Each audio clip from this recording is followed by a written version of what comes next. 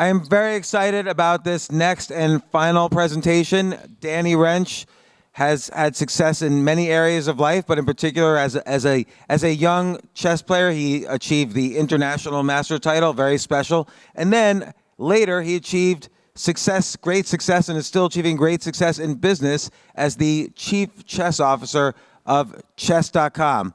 But I will say that often the path to excellence is a very dark and twisted path, as many of you know. And Danny has his stories that are very intense and riveting.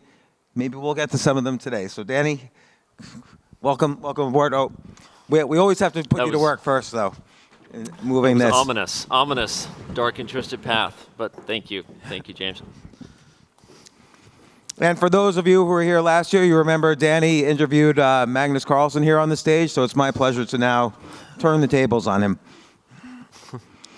So, Danny, on the one hand, I'm very jealous of you.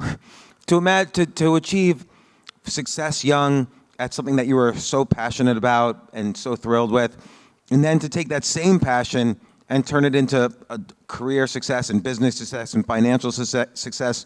I mean, chess.com right now, how many users are there? Oh, we have over 200 million registered. We have 50 million monthly active users. That number rotates a little bit. We have about 10 million daily active users, which is a lot of people. 10 million people every day. So. Yeah, and just to set some background, back in like 1993, I was, pre-web, I was helping run a predecessor organization, the Internet ICC. Chess Club, ICC. Yeah. Shout out to ICC. I would say we had 1,000 people a day, tops. So you've certainly improved the situation for all chess lovers. But I wanna roll it back, and you have is it okay to mention the title of your upcoming? Yeah, we can talk openly about everything. So Danny has a great book coming out soon, Dark Squares. When's it actually being released? The book will be out in September 16th, 2025. And part of it describes, you obviously you were passionate about chess, you loved it, you had talent, you had skill, but the motivations for the people around you for you to get great at chess were perhaps different from the normal motivations people have. And maybe you want to describe a little bit how that started. Yeah, so it's a wild story that is I guess why it was time to write a book about it. But so I was raised in a commune. It was a cult. I came to accept and learn through lots of reflection and therapy through the years of my life. But I was raised in a spiritual collective that had a cult leader who was obsessed with chess. And when I was 9 years old, I learned how to play and accidentally got very, very good at the game. And over that time, over the next couple of years, I would develop a very close relationship with the cult leader, and he would ultimately take me away from my family in order to help me pursue this mission. What does that mean, take you away chess. From your family? Yeah, it's complicated, and it legitimately is complicated, which is why there's a book about it. But one of the things about living in a high stress, high demand, high control group, a cult, and a lot of people, when you hear that term, you associate things like Jonestown or Waco or something with sort of a mass agenda of some kind, whether it be whatever that agenda might be. But there are many groups like this where the agenda is a little bit less violent, but still just as damaging, or very damaging, if you will, for the people living in it. And when you have people with a lot of power over other people, you can sort of orchestrate and manipulate what you want. And the specific dynamics of that are in the story about this collective. But I was taken away from my mom at the age of 12 and placed to live alone so that it would be more convenient for me to travel the world and play competitive chess, which I did as a top young American for many years, and many people never knew this. And I actually didn't speak to my mother for 10 years, even though we lived 500 feet away. Very, very weird dynamic to understand. And ultimately, the ending is I guess both a happy one and a tragic one, but I'll let people figure that out when they check it out. But ultimately, I learned a lot in that process while becoming a very good chess player, and he was in control of where I spent my whole life, pretty much. And so you were living alone, you said, while they were, I guess you were having chess lessons or you were hanging out with Yeah. the No, I mean, local I wasn't. grandmaster? I was orphaned by a lot of senses of the word at that age, though there were people who were to caretake me, so to speak. I had lots of chess training, and I had the means to travel the world and the support I needed there, but a lot of the other dynamics that some fundamental things you normally don't need to question, like your family or where you're going to be safe that night, some of those things were not always known. So. And would your mother ever try to reach out to speak to you? Like, she must have cared about your well-being even as you were removed from her house. Yeah, there are some different things that went down, but overall no, because she was also living under the control of the cult at the time, and so it was difficult to do that. And it's interesting about cults, like, given what happened and given that it probably felt really bad for you and for her, how come, and I never having lived with a cult, I don't know the answer, how come there wasn't more questioning that this might be a bad thing? Like, how come she didn't question more or refuse to let you go? You look back at it, and I think it's hard for a lot of people to understand when you have smart, generally thoughtful, and in some ways very ambitious people living in groups like that. But while you wish there was someone around to kind of like, smack you in the face and say like, what the fuck is going on here, right? That's not always the case when you have a lot of people believing in larger sort of, if you want to call them lies, but larger sort of goals of the collective. And so part of the dynamic of that was the belief that not only that everybody comes to the planet with a purpose. I'd like to think we all have purpose, and we all want to find purpose in the things that we pursue. That's a goal of human nature. I think that we all share, or at least the meaning and the impact we'd like to have in our lives. But the idea that your purpose was ordained by God, and therefore the collective leaders were the ones who got to sort of anoint that and decide that, and that your purpose was more important than any biological relationship or than anything on the planet. And so when you have a lot of people bought into the same sort of big lie, you end up with a dynamic that allows for people to overlook and buy into things that are generally don't feel very good, and you sort of look the other way. And in many ways, I think anyone who's been a part of a dysfunctional family or had tragic things happen or forms of dysfunction, whether it's abuse in your family or whether it's abuse of all kind, whether physical or sexual or in any way manipulative, a lot of people wonder why it takes so long to call it out, but a lot of the times it's because the people in the environment are protective. And there's statistics that most people are sexually abused by someone in their own family, for example. And part of that is because when you have a dysfunctional element of your own family, one of the most dangerous things to do is to point at the dysfunction within your own family, because then your very survival and sort of your self-worth and your acceptance by the people in your family goes away, right? Or it's at risk, right? And so one of the things that happens to abused people is very often abused children, they don't stop loving their abuser, they stop loving themselves. And you don't necessarily doubt where the information is coming from, you doubt your own skepticism of it. And a lot of people who live in collectives are actually just children of the cult leaders. And so a lot of these dynamics are actually like part of just psychological manipulation. And wow, this got deep. You hit on this stuff. I thought we were going to talk about foundingchess.com today, but he brought up the book. So I hope everyone's going to check it out at this point. But yeah, that is the, I'm not a therapist, but through many years of therapy and discussion, I've come to understand this pretty well. And when you were traveling around to youth tournaments and you were sometimes staying with other families and other kids while you were competing, all over the place, did you get to see how they lived, and would that make you question what was going on, or did you sort of think, hey, I'm part of this group that's special, I'm special? Like, what was the... Yeah, it's funny because as I've reflected on it and, of course, share a lot about the perspective I gained, we've heard a lot about perspective today in this amazing summit. There are obviously different ways to look at different things, and I agree with something you said very quickly earlier, that optimism serves a lot more purpose in our life than pessimism does. What I would say is my optimistic view of what I went through now has given me perspective that while chess itself was tormentor, and that getting good at this game actually ended up having me lose my family in many ways and go through a number of different very real tragedies, ultimately the experience I had traveling the world at a young age and staying in other kids' rooms and just sort of living in a normal world, at least for a little bit, even if for a very long time I was keeping this sort of secret and this lie about what my life really was from the world, I think it ultimately helped give me a unique perspective, I guess, to sort of challenge, be skeptical, be sort of indifferent to different things that other people felt were very like black and white or dogmatic about the different views of any sort of collective or spiritual belief or religion. So I think I in hindsight, was sort of able to kind of walk among the collective but not totally be of everything necessarily. And I think ultimately as I grew into being an adult and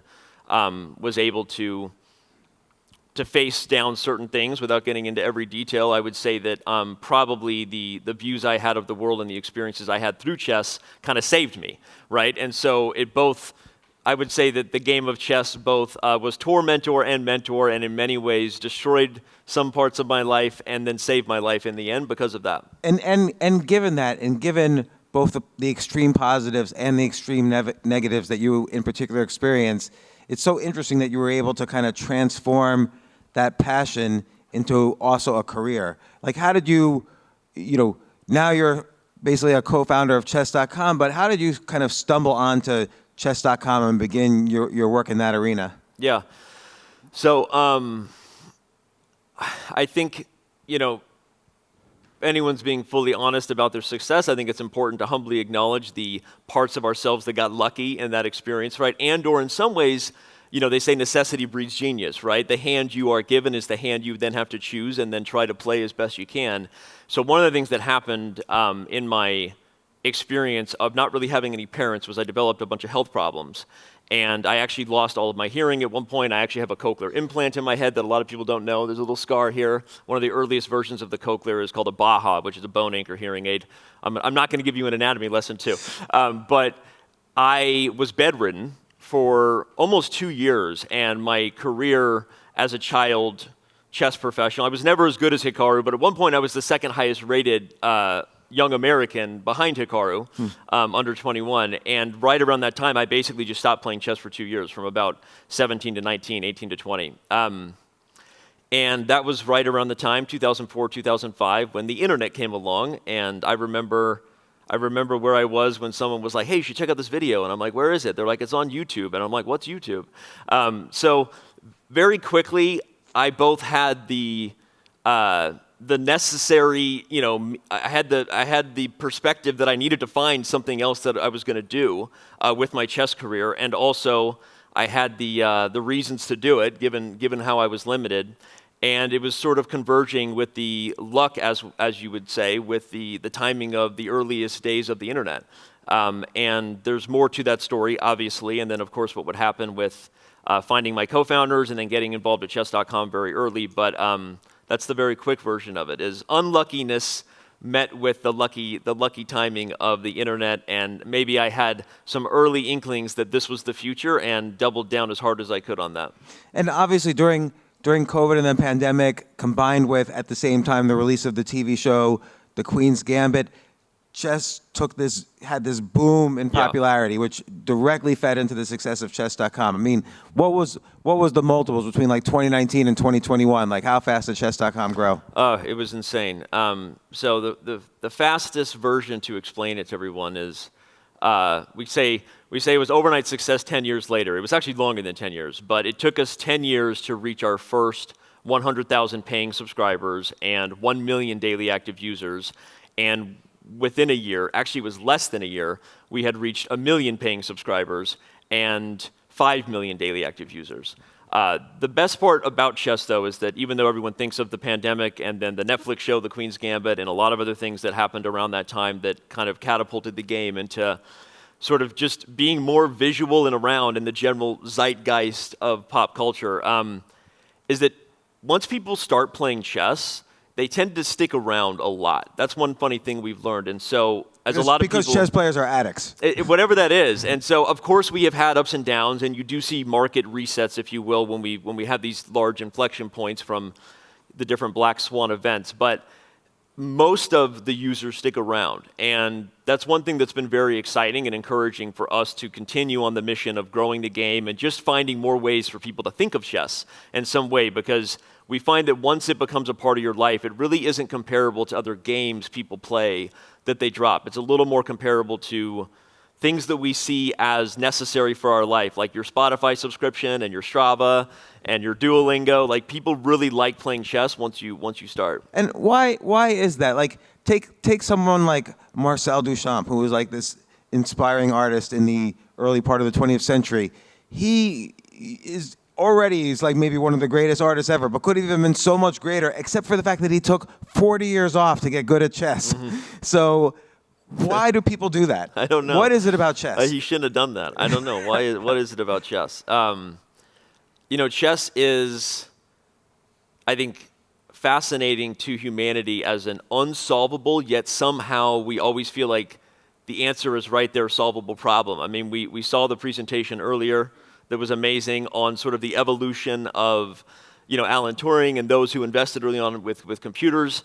Chess has always in some ways been sort of associated with something we revere and uphold as like the highest form of human intellectual achievement, right? For right or wrong, it's sort of what we have seen. I think in many ways that has been a cool goal to aspire to, because something about the existential problem of chess, which is nobody can play a perfect game of chess, not even Magnus, not even Stockfish or now the Leela Zero, which is the predecessor of Alpha Zero.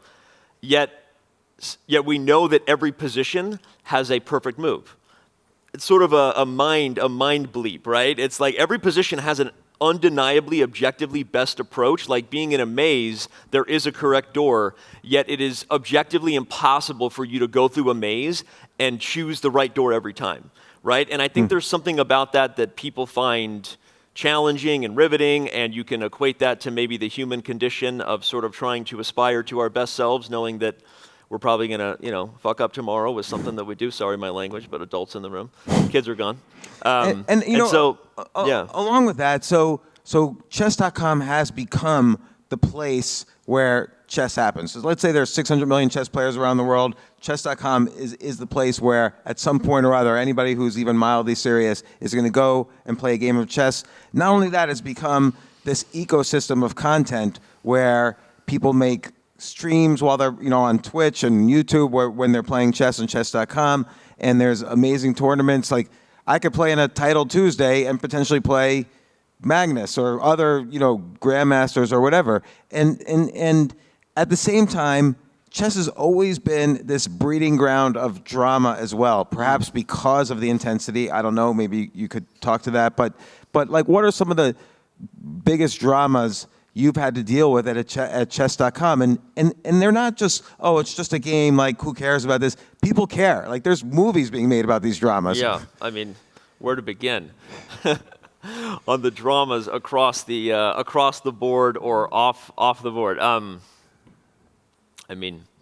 I feel like I'm in a room. A lot of people have followed a small little scandal that happened a couple of years ago in terms of cheating involving our the best player in the world and of course Hans Niemann. The fallout of that was absolutely crazy. There are documentaries that have been made that are coming out to Netflix, and there is much more being done that will start to hit the world very soon. For those who don't know, there's also a book being written about it. Not my book, but a book and a movie that has already been bought by Emma Stone and A24. So over the next couple of years, you will see just more iterations and probably some dramatized and fictionalized versions of this drama coming out. That's a big one. There are controversies every day within our world, and as far as asking the question as to why, I don't know. I think that I would say that probably every industry has controversies and scandals, and from performance-enhancing drugs hitting one of the major sports probably every week to some degree, and other types of athletes getting themselves in trouble for nefarious activity. I think in some ways I would argue that maybe chess has just grown enough that some of these scandals are getting the spotlight that they quote unquote deserve because the global interest in the game is bigger, so people actually, give a shit, for lack of a better way to put it, right? But maybe there is something to this, idea that because chess is considered so cerebral and so non-action, non-violently oriented, that whenever some sort of physical component comes out in like an explosive way or in some sort of emotionally dramatic fashion, it really captivates people, right? It brings a lot of attention in. I don't know what it is, right? And I'm in the business of Not trying to stop it. I think it's good when people are talking about chess for whatever reason they are. Were you nervous from a business perspective when the Hans Niemann, or / cheating scandal was happening? Like, did you worry about the effect on chess.com? No, not ever.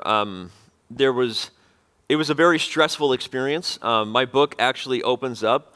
I believe that Henrik Carlson is in the second sentence of my book. The book opens up with a conversation that Henrik Carlson and I had moments before the scandal would break, and Henrik knows the conversation I'm talking about. But there was nothing nefarious about the conversation. We were kind of caught up in a moment of not really knowing what to make of what was happening. And there were a lot of very good reasons that I share very much in my book to be concerned and to be skeptical. But I believe that everybody, and I even think that you could say this about Hans, even though he was sort of the guy attacking chess.com and suing me personally and everybody for $100 million and everyone on the other side, there was a part of it that I would say, my opinion is everyone was doing their best and that there was never really any sort of malicious intent other than we were kind of caught up in trying to solve a larger problem and have a conversation about what could happen if someone was cheating, what to do about it, and how it felt. But from a business point of view, while it was stressful in the middle of it, we were never really worried. And we ultimately won that case, and for those who don't know, it was dismissed in a federal court with prejudice. That means you can't even sue again because there was no conspiracy, there was nothing to it. And the truth is, while people were interested in it, business was actually going up, right? And because it might have people were increased because of that, because they saw it in the news and like, oh, I didn't even know chess, and then they would try it. Yeah. So, but there is something interesting about the cheating question, which, like, if no one said, oh, marathon running is dead because cars can run a marathon. No one ever said that. Yeah. But I watched a video you did, maybe it was about almost a year ago, where Elon Musk has this company, I forgot the name of it now. Yeah, the Neuralink. Yeah, Neuralink, where you could, the first person put a chip in his brain and was able to make computer commands based on what he was thinking. So the Neuralink knew what he was thinking, and he was able to move things on the screen. So there is some connection now between computer technology and your actual thoughts. And you asked, and he said at the time, he couldn't ask for the best move. He could just say the coordinates of the moves. Mm-hmm. So he wasn't cheating. He was still making the moves he would make. Yeah. But I question that because he could have also, the chip could have been also potentially talking to a program where he simply asks, make the best move. And that could have been a way to cheat. But if the chip was programmed that way, and it wouldn't have been a reach. So at some point, I mean, the technology is already here now to have the chip in your head, and by looking at the screen, have the chip make the best move. Is there an existential threat to chess as the most popular game, the most intellectual game, if this is on the horizon? Or what do you do to stop that? And I ask this also as not just as a fan of chess, but for chess.com as a business. Yeah. So it's a long story in terms of where to begin, and I appreciate that our conference is probably thank you to everyone here. We're probably going a little bit long here, so I'll make this answer as brief as I can. But I would say we've been facing down the existential threat of computers in chess and cheating for actually a very long time, and in 2010 in particular was when really you started to see more smartphones and kind of the access to these powerful engines on your phone for free became available. And I do share a lot about the evolution of this story in my book, and there are actually some very fascinating conversations in terms of how we looked at the problem. What I would say is that where I disagree with the existential threat or even predictions of what might happen with this stuff as a really big problem, in that we avoided going down a road that was worried about how people would cheat a long time ago. And so therefore the chip or the phone or whatever they are getting that information from, the idea that somebody is getting information, the murder weapon, if you will, if we're talking about the crime, was less where we were dialed into. Now there are ways, we saw some earlier, Lennoxo said, you could scan the head, and there certainly are RFT, radio frequency transmission types of detectors, and we've worked with different companies that can kind of navigate what signals might be coming in and out of a room. And I've actually learned way more about spyware than I ever intended to learn because of Hans Niemann and the scandal. Shout out to that. So I do know a lot about that. But what I would say is we leaned hard into the idea that the only way to solve this problem would be through data. So basically what I would say is forget about the murder weapon. What matters is CSI. What matters is crime scene investigation and finding the thread to pull on, which is DNA-based, a little bit more like when you analyze what somebody is capable of, what Stockfish is capable of, what Gary Kasparov was capable of, what Magnus Carlsen is capable of, and you are finding patterns and correlating the probability that somebody could be this good, given other information, it's a lot harder to hide cheating than you would think. And as much as everyone screams on the internet, and there are former world champions and a lot of people trying to create scandals about this, the reality is that we are catching grandmasters and we are catching people all the time. And again, if you consider that we have 20 million games played every day, when you hear something like there's a lot of people cheating, it does suck, right? But also there's a lot of people being closed for cheating and we're removing them, right? So in many ways I say we can't stop crime. I don't know how to do that. Unfortunately, more people need to be more morally ambitious, right? The truth is we can't stop people from doing bad, but I think we are a lot better and a lot less worried about how they will do bad than you would think. And if anyone wants to know more about that, I have a million lectures online where I have sometimes accidentally gotten our data scientists mad at me because I say things that are probably a little bit too close to revealing our secret sauce of some of the stuff that we've been doing, I think, ahead of the game for a very long time.